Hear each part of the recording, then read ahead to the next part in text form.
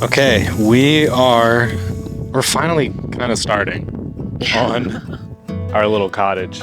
Basically 7 months since we bought the property. Septic is in the ground. We had contractors do that over there because that is permitted by the state. So they wrapped that up a couple weeks ago, and we've been waiting for a window between like it being too cold, it raining a lot. and now it's just kind of a weather waiting game. For the foundation, there's going to be a rubble trench that's dug, and then there will be a concrete beam poured on top of that, above grade, about 8 inches. But there's also the timber frame, which is the actual structural component, and the posts are all set to the inside. So we're pouring concrete footers for underneath the posts.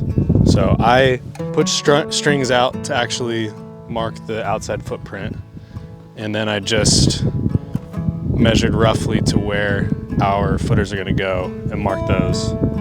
So we're gonna dig them out, put some concrete in them. Essentially, big picture, what we're doing is a small cottage that will be, it's roughly 18 by 28 feet on the outside. So small. But it's gonna be a timber frame set to the interior with straw bale walls wrapped around the outside. So those walls are really thick, which makes the interior footprint smaller. There will be like a half loft in the back. So actual like usable square footage will be somewhere between 500 and 600. So it's gonna be small. First floor will be a bedroom, a bathroom, kitchen, living room. That'll all kind of be like one area. Yeah. And then the upstairs will be like a secondary bedroom basically, and probably some storage. So Yeah. that's kind of the layout. So you have the straw bales and then plaster on that. And then earthen floor is our plan. So that's very similar to plaster. It's just a clay, sand, water. And we're planning to source that clay from our land. Yeah. So the color will be variable. There's so many things that we just don't know how it's going to turn out, but we know our direction that we're going to move in. And the rest of it, we're just kind of excited to see how it turns out. Yeah. Using more natural elements, because some of that stuff you just don't know.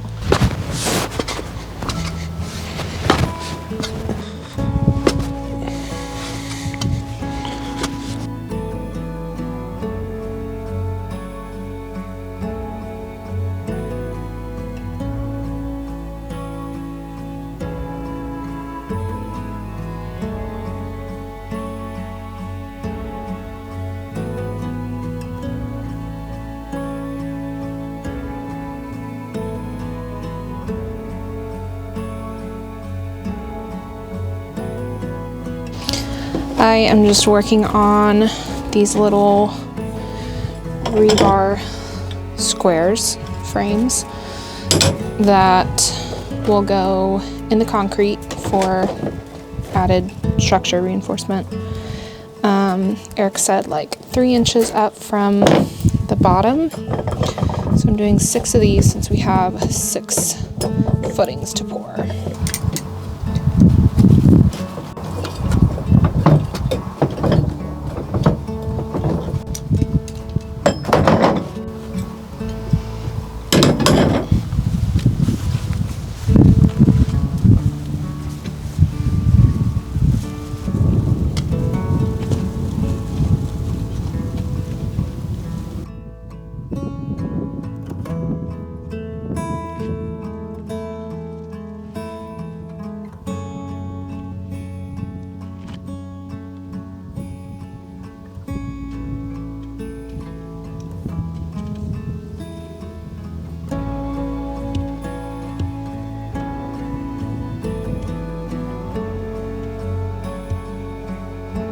Just finished the last footing, well, the digging for it, and tomorrow we will get started on the concrete.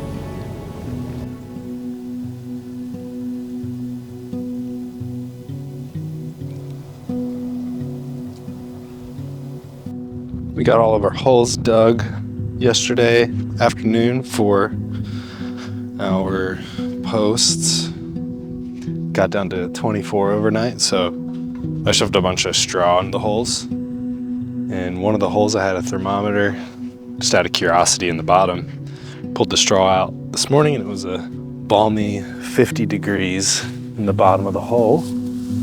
So nice and warm to pour the concrete in first thing this morning. I'm gonna get all the straw out. We're gonna pour 6 inches for the footer, and then we'll put some tubes on top of that to pour the rest of the way up to the grade level. So yeah, it's sunny and brisk, which is a pretty ideal day.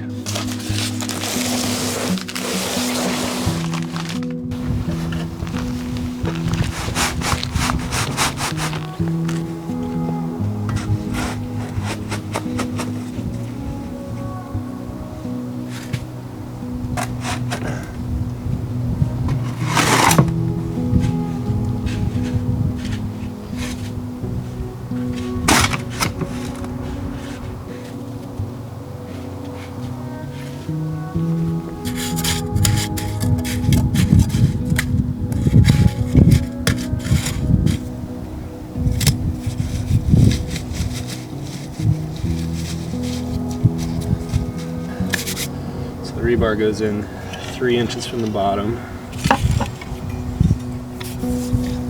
This is just a vertical piece for the vertical concrete. I'm putting it slightly off center because there's going to be a rod that comes out of the concrete to attach the post, and I'm going to probably drill that out. And I really don't want to hit rebar when I drill, so I'm trying to set this slightly off center from where it's going to end up.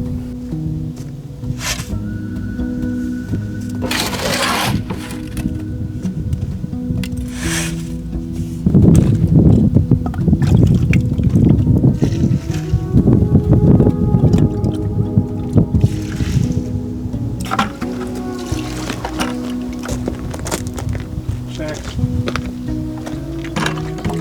Eggs and cheddar. Brown milk.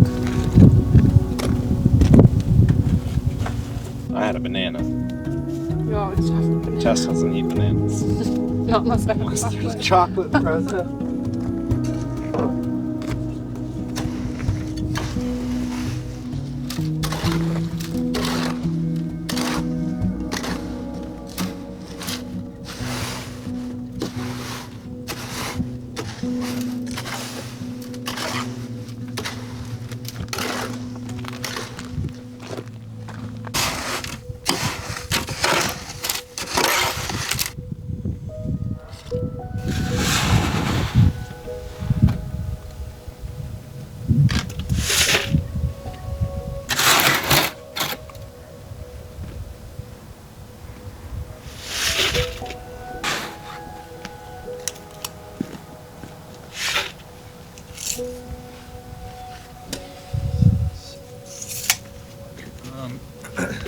All right, we've got concrete in this first hole. This one is ready. I'm gonna set the tube for the next one. They're actually deeper going down. That tube's only 12 inches long for a 16-inch bottom of the footer. This one's actually closer to 30 inches deep because all of this was fill dirt. It's settled for 6 or 7 months, and we kind of spread it in 4-inch lifts and tamped it down, but that's why they're different heights.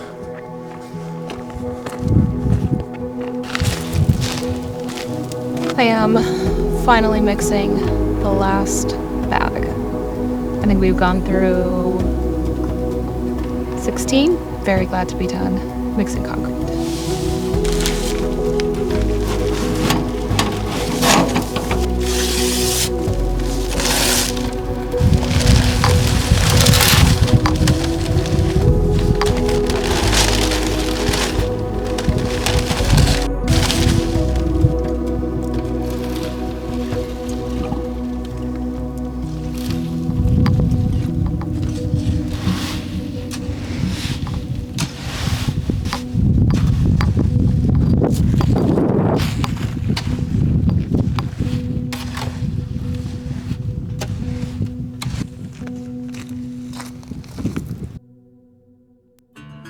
It's been super rainy, so we haven't really done any more work. Eric just covered these over with some straw and plastic because it got cold and wet. And so we just took that off, and we're now just filling in around the concrete with dirt. So that is what we did a few days ago. He took the, what are they called? Molds, concrete molds off, and the concrete's nicely set, so we're good to go. Got a little break in the rain, super muddy, but taking this opportunity to just lay out plumbing, kind of mock it up, figure out what goes where. And I think I have the drain lines figured out enough to get them in before we dig the perimeter trench. So I've actually marked out where this is right here, and I'm gonna use the subsoiler on the tractor to kind of just rough out the trench. I'm gonna dig it out the rest of the way by hand. So yeah, these are our drain lines. This will be a clean out, shower drain will be here. The next one goes over to the laundry, and then there's one right here that goes to the toilet. This will be the outside wall. So there's a vent that comes up here, and we'll have vents coming off of other things to tie into that as well. And then we also have conduit that's gonna go from the panel, or from the meter box to the panel inside the house. And then we've got a little guy here too that I need to get some conduit for. And this will be the water line coming up into our little tiny utility area. So that's what we have right now. Gonna see if we can actually get some of this in the ground before it rains tomorrow. And then after that, we'll do the perimeter trench.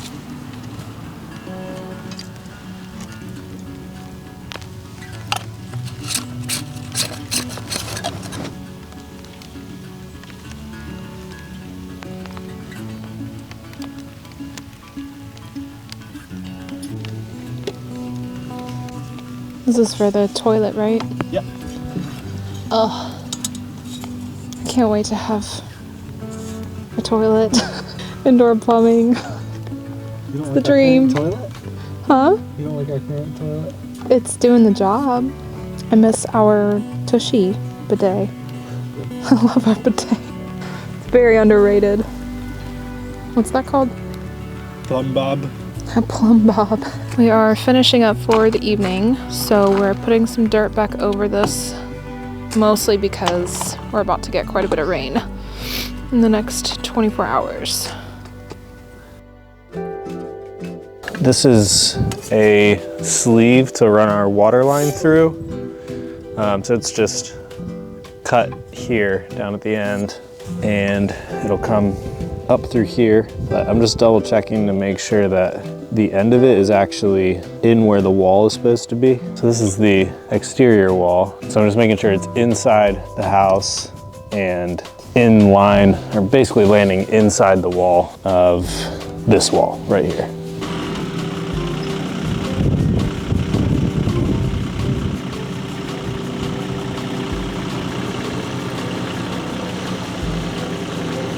Yesterday we got all the pipes in the ground that we need to, covered them back up so that we can drive around them with the tractor, because we now have our footer, basically the rubble trench, marked out, and we're gonna use the tractor to come in and bust it up, and then we'll get all the dirt out by hand. But the subsoiler has been very helpful thus far. So yep, basically just have the green going around in a rectangle.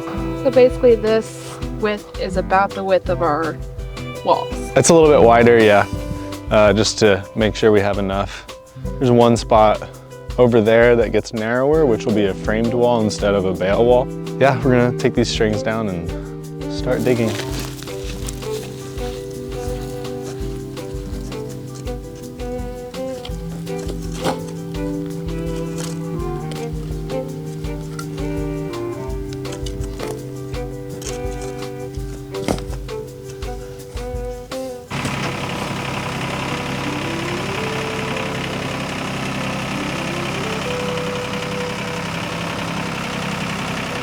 So we went through and basically dug a little bit of the perimeter just to see really well.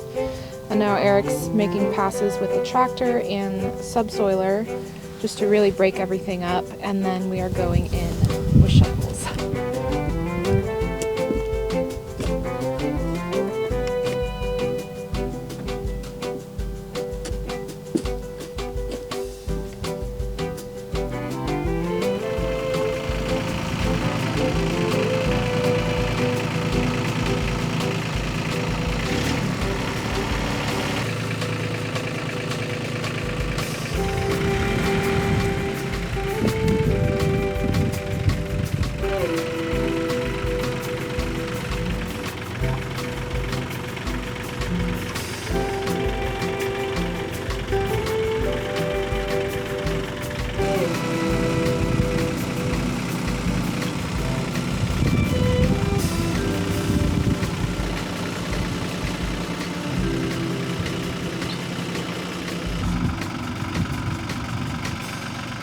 This has definitely been one of the more labor-intensive days, which is saying something because we've had a few of those so far, but we made some really good progress.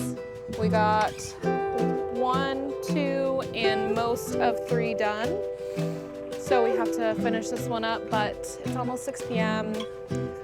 I need to go make some dinner. Eric's gonna do a little bit more, and then we are calling it, and we'll pick back up tomorrow. Digging day 2. Eric's already got a good head start on this last side, but I think it's also the most compacted, so we'll see. We're pretty sore, we're feeling it, but doing okay.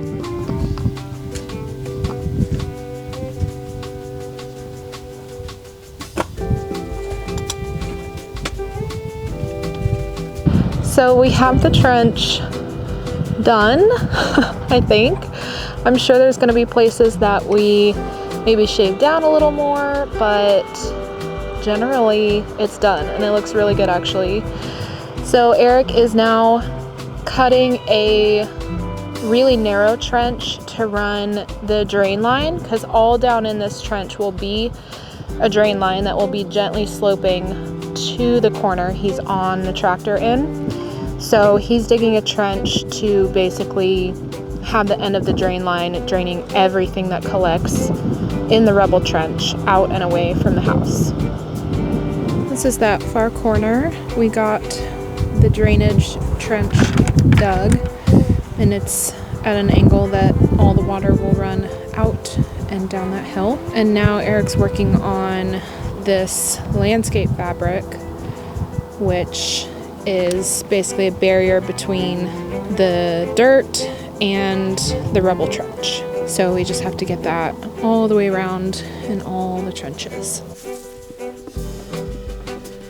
We are getting ready to start filling the trenches with this large septic rock. We probably won't have enough, we're not sure. Probably have to get more. And then we're also putting the drain lines in. So that'll probably take most of the day. We're gonna try and do most of the rock with the tractor bucket if possible, but it's hard to tell if we're really gonna be able to get it where it needs to go and not just kind of mess up the landscape fabric. So let's see. Hopefully we can use the tractor plenty, because that rock is really heavy.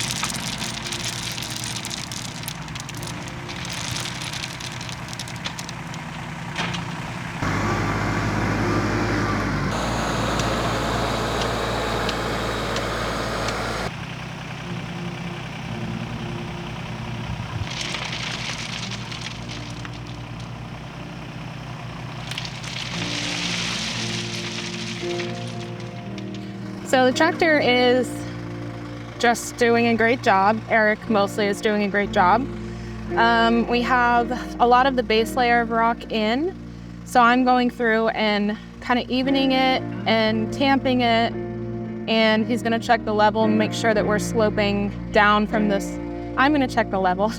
I need to switch to the box lid because I don't have enough weight in the back. Oh, yeah. It's kind of bouncing a little bit.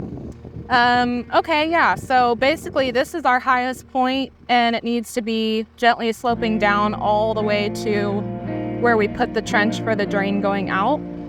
So trying to make sure that we get the right amount of rock, moving some around the shovel, mostly just tamping, and then we'll put in the drain line. Yeah, yep. Just creating a base for the drain line to slope around. Because we had one oversight and we put all of our plumbing lines in basically below frost depth, but they're a little bit too high for the drain line. So we should have put them deeper so we could put the drain line on top of them. So the drain line's a little bit higher in the back, and then it'll slope it down around. But it's perforated, so we're not really concerned about like freezing water sitting in it. That's why we're making sure it slopes and stuff like that. So I think we problem solved it. Hopefully. This is obviously our first time doing this, so, and not many people do rubble trenches. Like, there's not a ton of information on them. It's a proven method, but it's pretty common sense, but yeah, there's still a lot of things to think about when you're doing the biggest plumbing and concern would through be that like we have fairly clay-rich soil, so that water could sit in the bottom of the trench below the drain line and cause the clay to swell and expand, which could kind of dislodge cause stuff. It's basically, yeah, similar to like frost heaving, but with clay. They call it an expansive soil, so it can swell. So even though that's around. below our frost line, there's still some freezing is concern. Really not a concern with as deep as we are, and where we are, but. So things to think about, but we're just trying to problem solve as we go, and so far that's been the only kind of oversight with planning. Some people don't even put drain lines in them. They basically rely on the filter fabric on the sides of the trench, and then the stone to filter. Probably especially in like drier climates, like sandier, but we have a lot of clay. The key is to have a low point, which is that corner over there, that drains out to daylight, basically to air. There needs to be an exit for any water. So between all of this big rock and a perforated drain line, I think we're gonna be okay, but time will tell. I just realized I only have one glove on. That's right.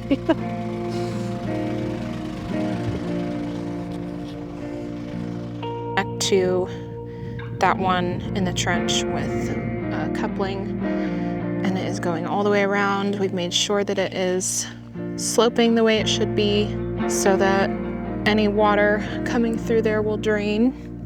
And here's our highest point here, so that's where we checked everything from. And Eric's getting it in all the way around.